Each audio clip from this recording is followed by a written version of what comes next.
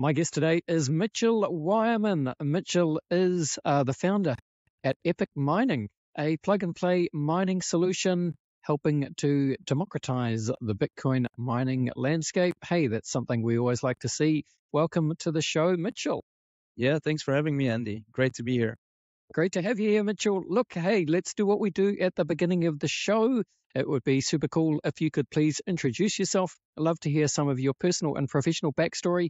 What have you been doing in the lead up to getting involved with the wonderful world of Bitcoin mining? Yeah, for sure. Happy to give you a little bit of my my background, my story. I think as a little boy, I got raised by my dad. He was always my big example in life. And he told me, son, if you want to live a good life, all you need to do is work hard, get good grades, and climb the corporate ladder. So I took his advice quite serious. During my teenage years, I'd say I party a decent amount, but I'd also make sure to spend a good amount of time on my studies to get good grades. And at the age of 23, I got hired to basically my dream job in Silicon Valley. I was working for a large tech company building out their private cloud. And to the outside world, that was basically living the dream life. But in reality, I was not that fulfilled. I felt quite disappointed by Silicon Valley. You know, the image that I had about Silicon Valley was a very fast-moving, dynamic environment. But in reality, the the whole landscape of Silicon Valley is large tech company headquarters with tens of thousands of people, lots of corporate politics involved, and I didn't see myself working there for 40, 50 years. So I decided to quit my job against all advice of my friends, family members, and I decided to become an entrepreneur. Um, Entrepreneurship is really romanticized on the internet, I'd say. Like there's so many internet ads and social media ads of people claiming that you can start a business with a few clicks of a button. It's not that easy. So for around 9 months, I failed. I think I failed 4 to 5 different businesses, but I didn't give up. Ultimately, I discovered a strategy which I discovered in the US. Basically, in the US, the online education industry was really popping. There were a lot of people teaching others how to grow profitable businesses on the internet. Um, and I figured what works well, what is already proven in the US, might work well in my own country, the Netherlands. We are generally a few years behind the US market. So if you find something trending and you implement it in a new market, it generally tends to work really well. So we started with this whole online education space in the Netherlands. We were the first ones to talk about e-commerce, how to build your own web shop, and it exploded. We had like 8,000 paying students, fastest growing online education company of the Netherlands and Belgium. And after 3 years, I decided to part ways with my two business partners. If you have business partners, it's great. It's like dating. When you're dating in the beginning, you're in love and everything is perfect and amazing. You think you complement each other so well. But as you start to grow and as you start to make more money and you start to level in life, you could end up being on different pages. And that's what happened with me and my two business partners. They basically didn't want to work anymore. They were done. I think they earned their magical number, which satisfied their needs to grow. And I wanted to take the company to the next level. It didn't work out with them, sold my shares. And for 1 year, I was analyzing what my next big move was going to be. Um, and I started to do a few nice investments left and right. I invested in stocks, crypto, real estate, watches. And one hot summer day in Amsterdam, those are rare. Amsterdam, it's usually pretty terrible weather. I was sitting on a terrace with friends, and we were talking about our investments. So one of my friends pulled up his phone and he told me, I am mining Bitcoin. And at that point, my mind was blown because I thought we already missed the boat with mining Bitcoin. I didn't know of anyone that was mining Bitcoin still. And yet there was this guy sitting in front of me, just an average, normal guy, very artistic, creative, with a hat, beard. And he was And what mining what Bitcoin. what year is this? What year is this, Mitchell? This was in 2020. Yeah. So, yeah, around 4 years ago, just before the previous, a little bit more before the previous bull market cycle. And yeah, he was saying, like, I have a few machines somewhere in a data center and they're producing Bitcoin for me on autopilot. And I was like, all right, that's interesting. So that afternoon, it basically said nothing. I just listened to what he had to say. And I figured if he can do it, then I can probably do it too.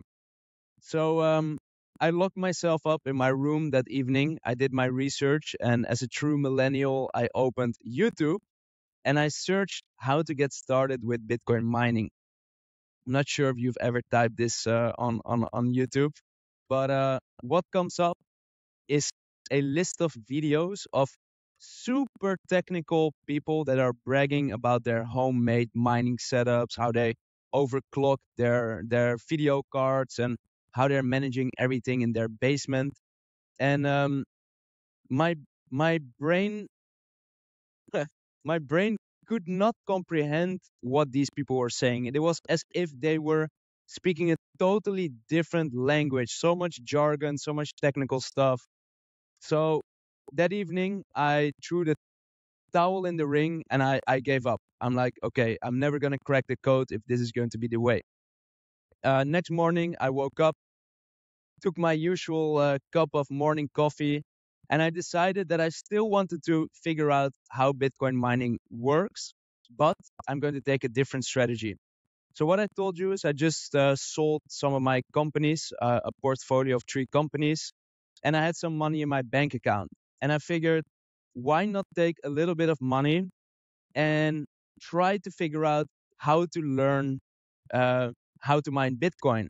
And at that point, I took aside $100,000. $100,000 is quite a big amount of money.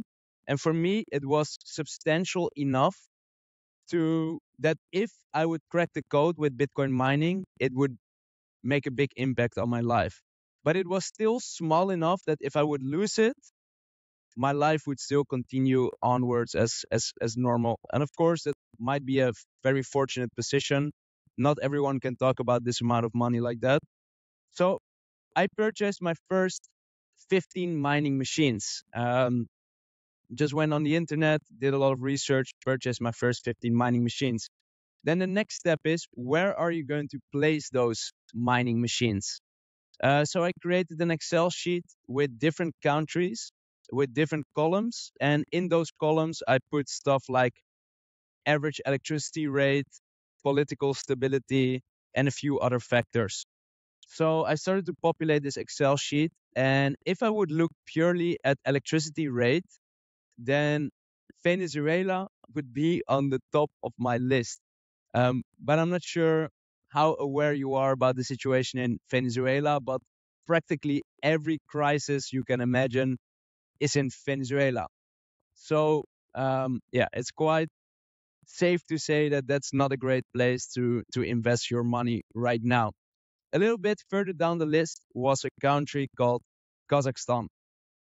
Very few people know Kazakhstan. They Most only most know it. most famous because yeah, of course, famously where Borat is Borat. from. Yes, Exactly. that's right. So when I tell people about Kazakhstan, they will tell me, "Oh yeah, no, it's Borat, your business partner, or something like that, or some Borat-related joke." And interestingly enough, Borat has nothing to do with Kazakhstan. It is just a parody which was filmed in the mountains of Romania. It has nothing to do with Kazakh culture. And in fact, the people from Kazakhstan totally hate it because they portray their country in a completely disconnected way. Like everyone in the Western world has a certain image of Kazakhstan. It's not like that at all. So when I started to research Kazakhstan, I realized that it was a very, very resource rich country. There's a lot of oil, a lot of gas, and in the west of Kazakhstan, there is so much natural gas in the ground that what they do when they extract gas from the soil, they place these towers that extract the gas. And if there is excessive gas, it's very expensive to store that gas. So what they do is they just ignite it and put it on fire, and that's what we call flaring. Mhm. That is a solution to excessive gas. So we figured that if we find one of these gas fields where they're flaring, why won't we make a deal with one of these guys and tell them that we can buy their excessive gas and pay them a fee for that gas instead of them just burning it up and earning nothing. So that's how we created our first Bitcoin mining farm. It was me and a few local business partners from Kazakhstan. We had 20,000 mining machines. We had our own gas field, own power plant. And people around me in Amsterdam particularly started to ask me like, hey, what are you doing nowadays? We know you sold your companies a year ago. What are you doing now? So now I was the one showing my mining dashboard, and people started to ask me like, hey, can I get started with this too? And after hearing this question for over 100 different times, I decided to organize a Zoom call, invite everyone that ever asked me how to get started with Bitcoin mining. I explained them how Bitcoin mining works and that we're basically the banking system of Bitcoin and that we're processing all of the transactions and earning a commission for that. I offered them to buy their machines on their behalf, ship it to our mining facility, and manage everything for them. And that's how Epic Mining was born. So that is my backstory. All right, very nice. Thank you, Mitchell. So, talk us through how this works then. So, I guess there's a couple of different ways that people could get involved. So, what you're saying is one option is people could like invest a significant amount of capital, I guess, and kind of machine hardware and then leave you guys to it. But there's also people can just there's a more simple plug and play option as well. Yeah, Just talk us through how it would work from like a user perspective, Mitchell. yeah, for sure.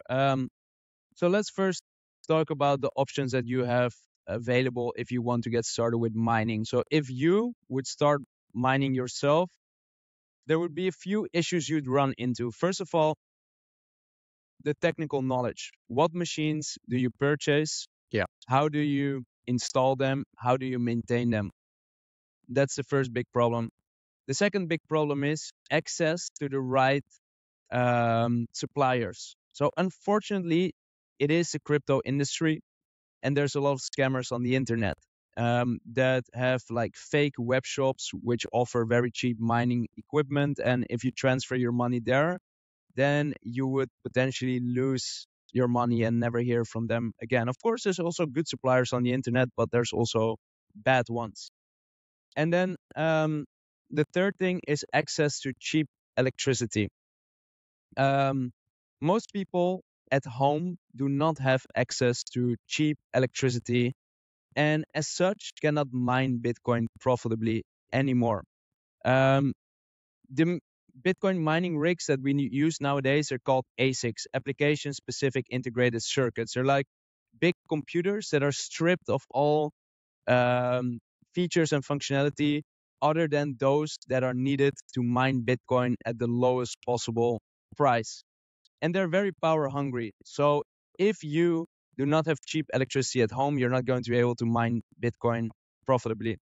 So what is the alternative? Well, you could build your Bitcoin mining farm yourself. You could build out a data center, but again, you would need a lot of technical know-how. You would need a lot of capital, like a few million to get started. And you need to have the right connections in order to get all the licenses, cheap electricity. So for most people, that is not accessible either. So what have we done? We have multiple data centers across the world. Our latest one is in Ethiopia, where we have access to where we have availability for 50,000 mining machines. We're connected to a hydro dam, the seventh largest hydro dam in the world, where we have cheap electricity, green electricity as well. So we're not destroying the world while we're at it. Um, and we're managing everything for them. So we purchase the machines on behalf of our customers. We ship them to our mining facility. We install all of the machines. We do all of the maintenance. We connect it to their Bitcoin wallet of choice, and they receive a mining dashboard where they can monitor the performance of their machines remotely. So it's a complete plug and play system. And indeed, our goal is to bridge all of the obstacles that individuals have. I'm not talking about the investment funds because they do have the money, they do have the connections, but I'm talking about the individual investor like you and me that doesn't necessarily have access to all of those things. And we want to make it easy, accessible, and profitable for them as well so that they can participate, I would say, in this one of the most profitable industries that nobody really knows about. Absolutely. And it says, I guess if you are a user, you get your own dedicated dashboard, but there's like a mini kind of dashboard on your website, epicmining.io. Yeah. Mitchell says so. Yeah, you talked about the three locations that you have. 80,000 machines, 80,000 individual miners that you have. So how do you go about looking after, I guess, like, that kind of inventory and just making sure that all those machines are operating at peak efficiency and doing their job, which effectively is just consuming electricity 24/7 to hopefully strike the Bitcoin gold, right? Yeah, exactly. No, that's a good question. So, first of all, out of full transparency, those 80,000 Bitcoin mining machines, that is from a collective of different investors. So, we have individual investors, we have investment funds, and basically, we're all mining on the same infrastructure because the infrastructure costs, they can be very high. But by pooling all of the resources together, we can bring down the cost for each individual and make it profitable for all of us. Partners. So we are a collective of companies that are managing the whole infrastructure. We have over 8 years of Bitcoin mining experience, building out data centers all across the world. Right now, we have a team of 80 plus technical staff members that are overlooking the entire operation. The way that you should see this is that we have a complete cockpit of monitoring tools where we can track and see the performance of all of these machines. And usually, even before a defect or anything can happen with a machine, we get notified by our monitoring tools so that we can proactively do maintenance or handle anything that comes up.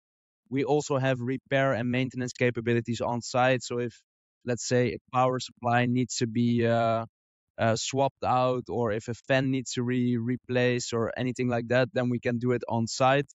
And there's a lot of logistics involved in the entire process. Also, going about and searching for locations where you can get access to cheap green energy by itself is quite an intense job. We have a whole team that is doing due diligence and checking out different countries and energy deals to constantly expand the portfolio of mining facilities that we have available.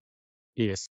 One of the fascinating things about Bitcoin and, of course, Bitcoin mining, Mitchell, is, of course, the idea that every 4 years, Bitcoin goes through the Bitcoin halving, and the amount of Bitcoin rewards that are released into the network each block or each day or each year, of course, is halved every 4 years. So I think this year's halving took place in April. It was April 19, as I just Google it. April 19 this year.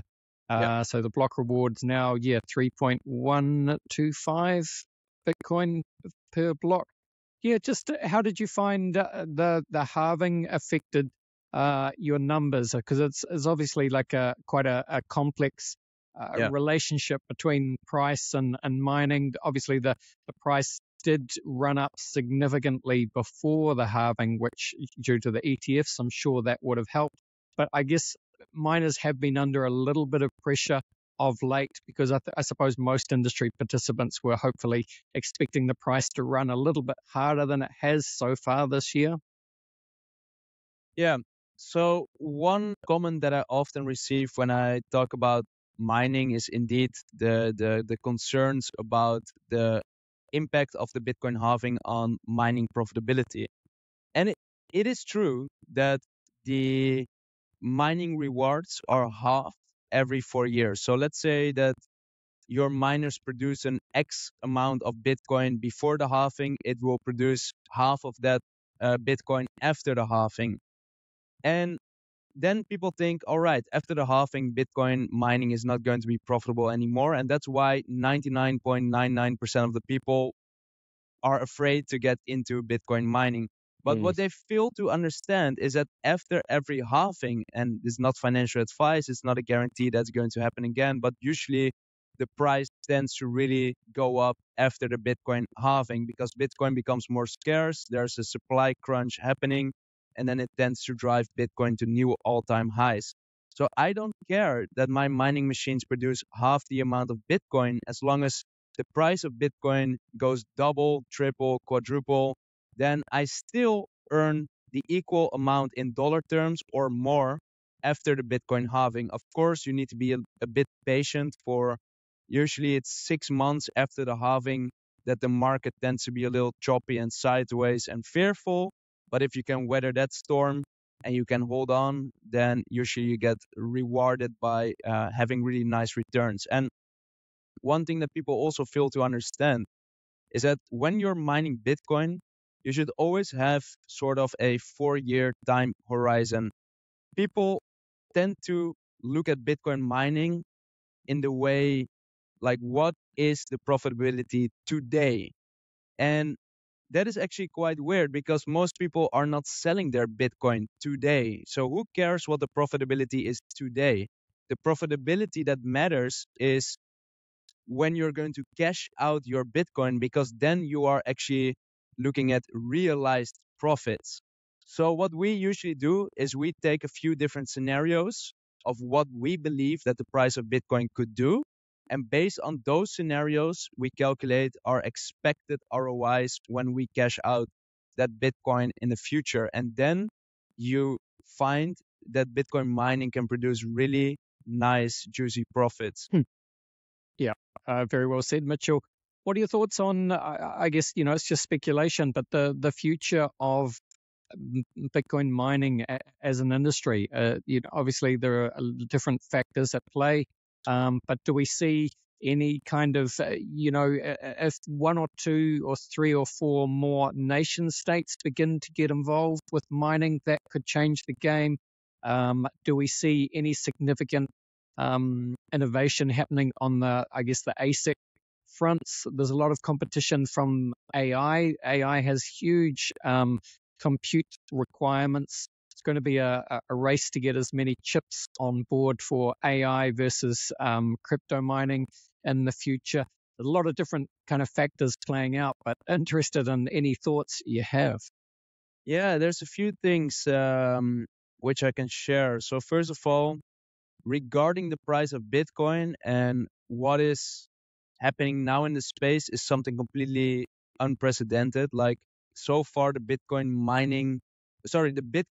market has been primarily a retail market, but now this time we're going to see so much institutions coming into the market as well, buying up Bitcoin, but also mining Bitcoin. What we're seeing is that El Salvador, with the famous story about the volcano and the thermal energy that they're harvesting to mine Bitcoin. I think that's absolutely amazing. I really like those developments.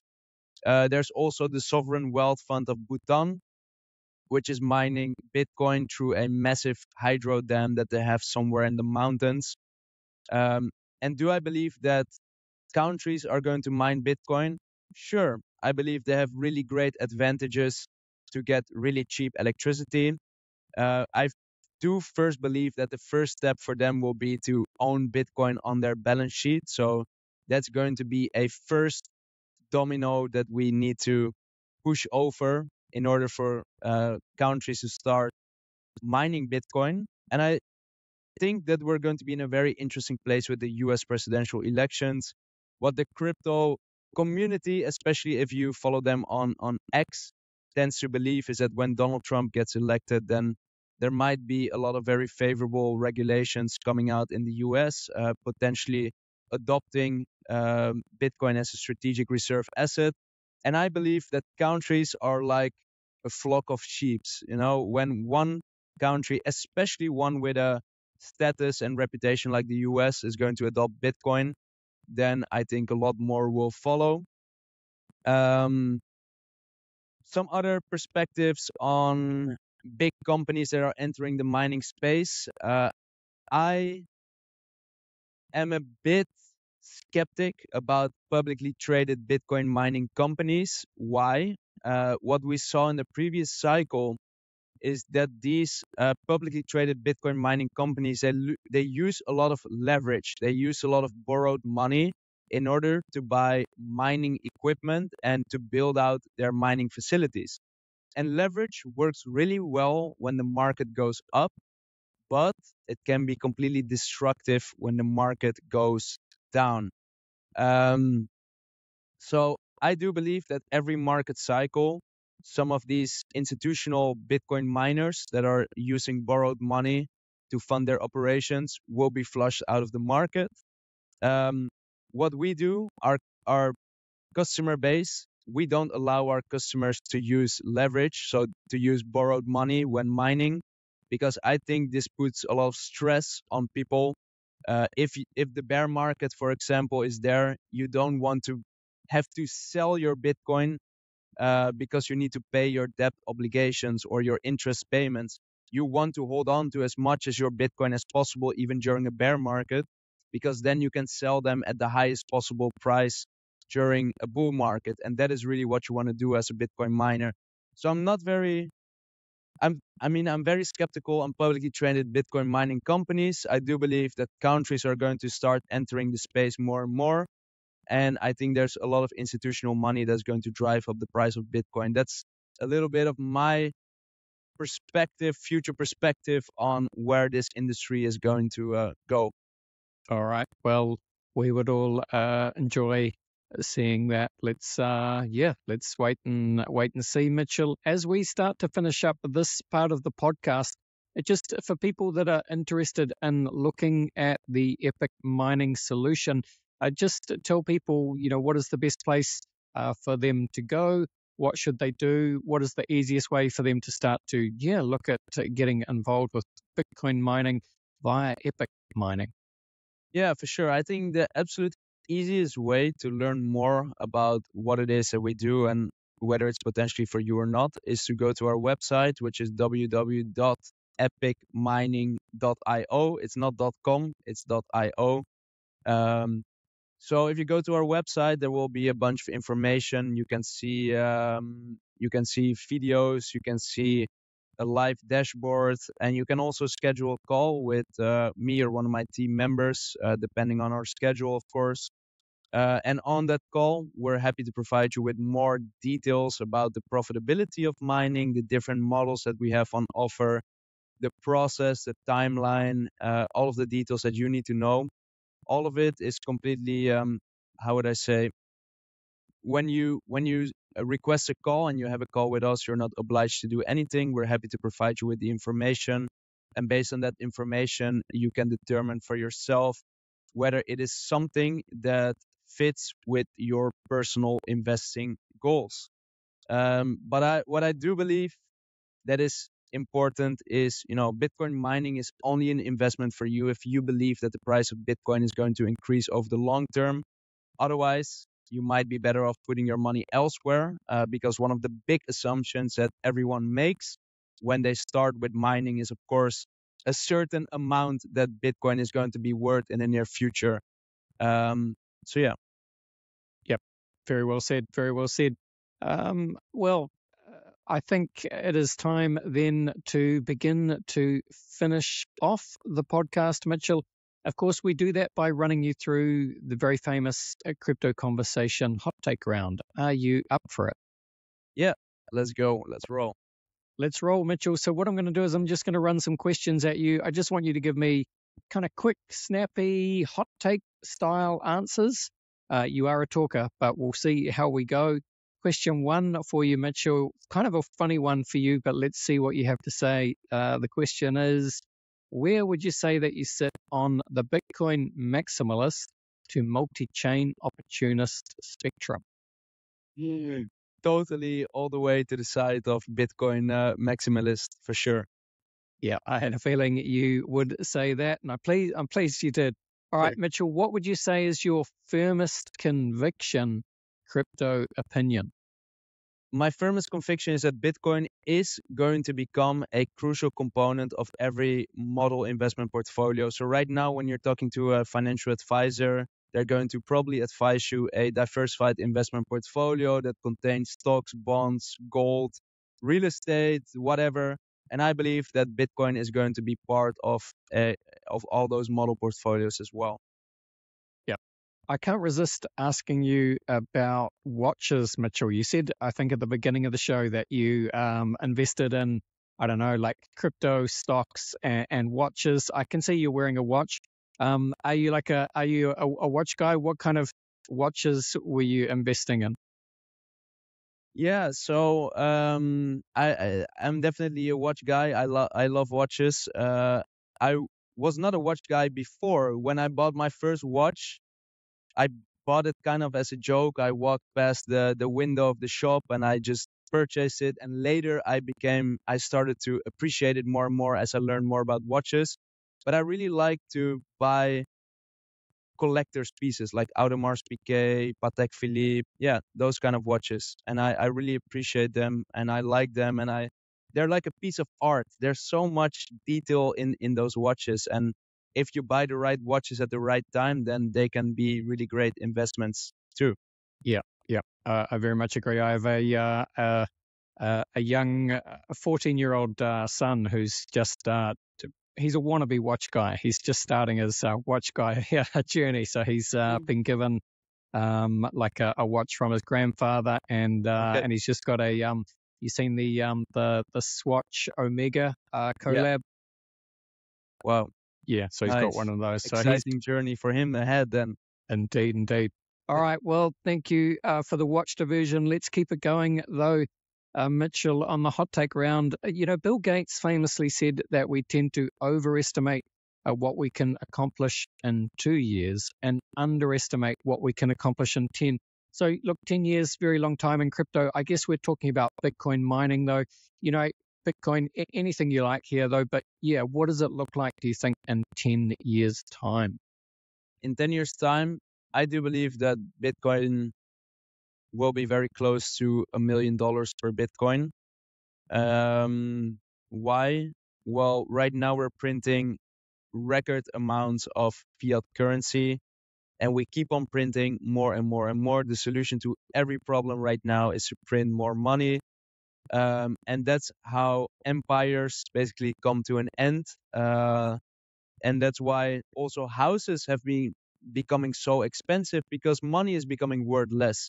So even if you look at the implied scarcity of Bitcoin and fiat money losing its value, I think over time it's inevitable that we're going to see $1 million Bitcoin. Bring it on.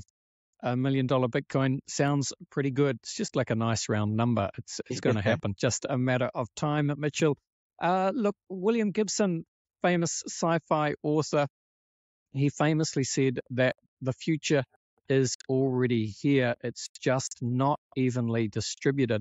With that in mind, Mitchell, can you think of an example of the future being here right now, but most people aren't aware of it? What comes to my mind is just manifestation. I believe everything, your own future, everything that you want to achieve, create, realize in life, it all starts with just a small spark in your mind, believing it, visualizing it every day.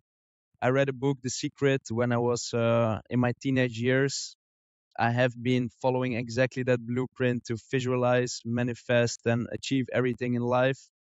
And that's what comes to my mind. Maybe you were thinking of some more of a technological answer, but in my mind, this is a spiritual question. Yeah, no, that's fascinating, Mitchell. I mean, there's, obviously you can answer that question any way that you like, and it is, I suppose, intended to be a technological question. But I'm fascinated that you kind of, attack it from a more of a metaphysical way. And yeah, The Secret. I mean, that's a kind of a famous book.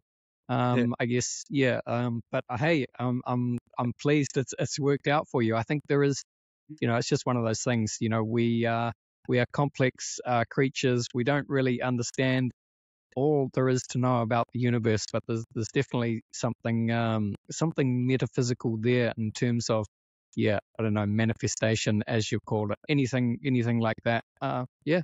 power to you, I reckon. Yeah.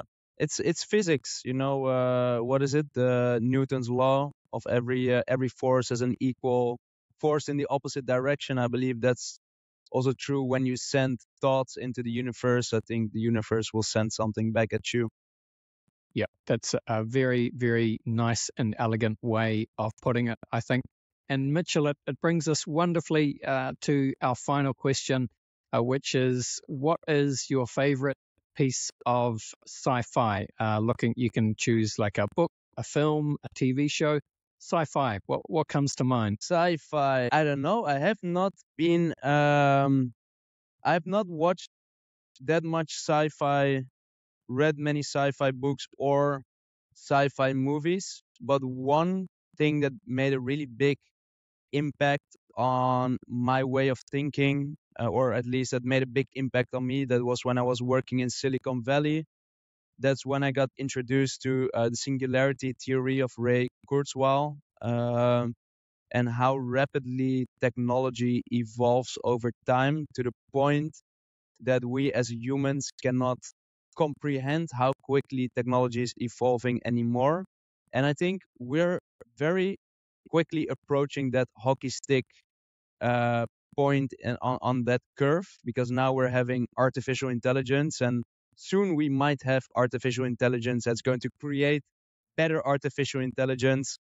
And yeah, at that point, I think we cannot compete anymore. One question that I always ask my friends then is, are you going to merge with the AI? Are you going to become like a cyborg? Or are you going to just accept that you as a human might not be able to compete anymore in the marketplace? I don't know what I would do, but we're definitely approaching that reality, I think. Yeah, look, all I can say, Mitchell, is that is a fantastic answer because, the singularity is near when humans transcend biology. Yeah, it's 2005, a non-fiction book by, of course, Ray Kurzweil, who, basically popularized the idea of the singularity through that book. And I read that book myself in 2009, and it had a pretty big impact on me as well. So I very much enjoyed that book. And what's weird about that book, Mitchell, is at the time in 2009 when I was reading it, I was blown away and I thought, wow, this sounds incredible. But Yeah, it read like science fiction. I didn't think that his predictions would really come true at the rate that they would. But of course, the way Ray explains this in the book, of course, is that, the human mind is not wired to understand an exponential rate of change. But that's what is happening to technology, and his predictions have come true. With the rise of AI over the last 24 months or so, it is all yeah. playing out just as he said he would. And of course, 2045 is the year that Ray famously predicts that the singularity will actually take place, Mitchell. Yeah, yeah, and it's happening so quickly. It's happening so quickly, indeed. Like few years ago, I would not imagine that we would be here at this point. So, yeah, crazy good book. Recommend everyone to read it or to watch videos on YouTube about it. Yeah, definitely. And I hope, one of the reasons Ray also is so excited by the idea of, I guess like uploading your consciousness and becoming immortal is because, I think famously wanted to bring his dead father back. And of course, he wants to preserve himself before, the biological death, which is, in theory, happens to us all. But yeah, who knows? Maybe immortality is on the cards. Yeah.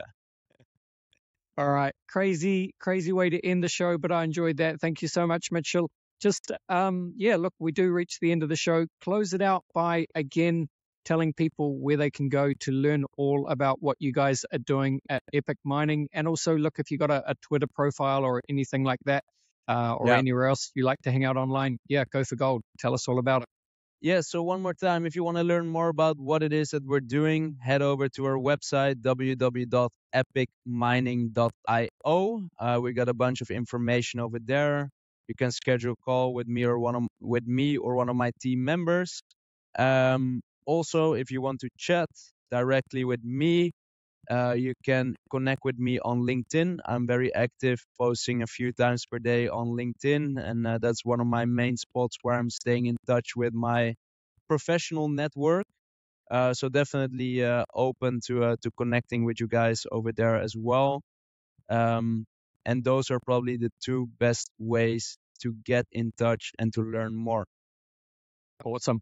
Thank you so much, Mitchell. All the best, and bye for now. Thank you so much. You too. Take care.